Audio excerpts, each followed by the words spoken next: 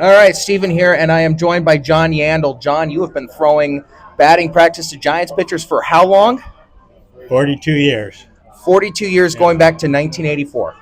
1985 was my first year. So, yep, with Will Clark and Dan Gladden and all that crew. I think a lot of people know you most because you were Barry Bonds' batting practice pitcher.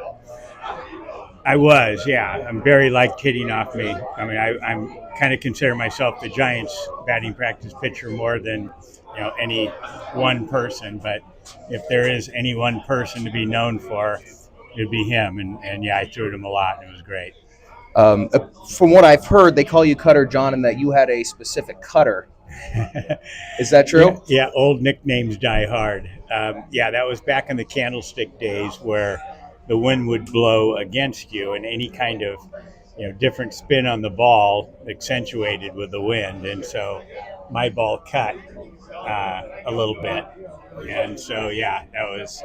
I think it was probably '86 was when I was named Cutter John, and it's lasted all these years.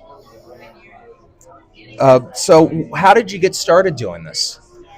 So I had a good friend who I played with in Double A ball who got traded. I was with the Angels back then and got traded to the Giants, and he made it up kind of for 1 year. And I was visiting him in the locker room back when you could do those things and go in, just with a pass. And some of the coaches had sore arms. They knew that I threw and asked if I could come out, and kind of the rest is history. I just been showing up ever since.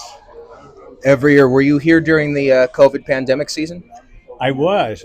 In fact, I think I'm probably the only one to watch a game with nobody else in the stands. Um, and they had the film crew there, but no fans. And then they ended up putting the fake fans in the seat. But yeah, and piped in noise and all that to make it a little bit more realistic. Because the first few games they played was just dead. I mean, there was nobody in the stands, no chairs, whatever. So they tried to mimic it as much as they could to where, a little bit more like a real game, although certainly not. You've been here under Roger Craig, Dusty Baker, Felipe Alou, Bruce Bochy, Gabe Kapler, Bob Melvin, and Tony Vitello. Um, and you've also been here. There's been so much change in the game throughout the last 42 years. What do you feel about a lot of the changes in baseball, and how different is it from when you started? Well, it's quite a bit different. I mean, back then, a little bit because of the coaches had issues with their sore arms, things like that, but it didn't really make any difference if you're right-handed or left-handed. I threw every day when they were home. Back then, I didn't travel when I first started with the team. But, it's gone from that to pretty specialized now. And a lot of machines now. They have the traject machine, which is, simulated, the pitcher of that day that, can throw different pitches at different time from the 60 feet.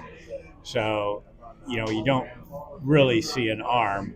I'm a little biased to batting practice with live arms, but yeah, it's different people like different things. So, And have you had fun working under Tony Vitello? yeah, it's been great. I mean, there's a whole new energy with really the whole staff. So, you come out and just like the players, I feel like I have to prove myself to them to show that I can still throw, and age doesn't really matter. And luckily they haven't changed the location of home plate for years, so I can throw strikes and know where I'm throwing it. So it's just a matter of kind of keeping the arm in shape and being able to hit spots when the hitters want you to throw inside or outside or whatever it may be. Well, good thing the Atlantic League experiment of moving the mound back a foot is dead. So, Yeah. John, I hope you're able to do this many more years. You've become just staple in Giants baseball, and thank you very much for sitting down and talking to me. No, it's great talking to you. Okay.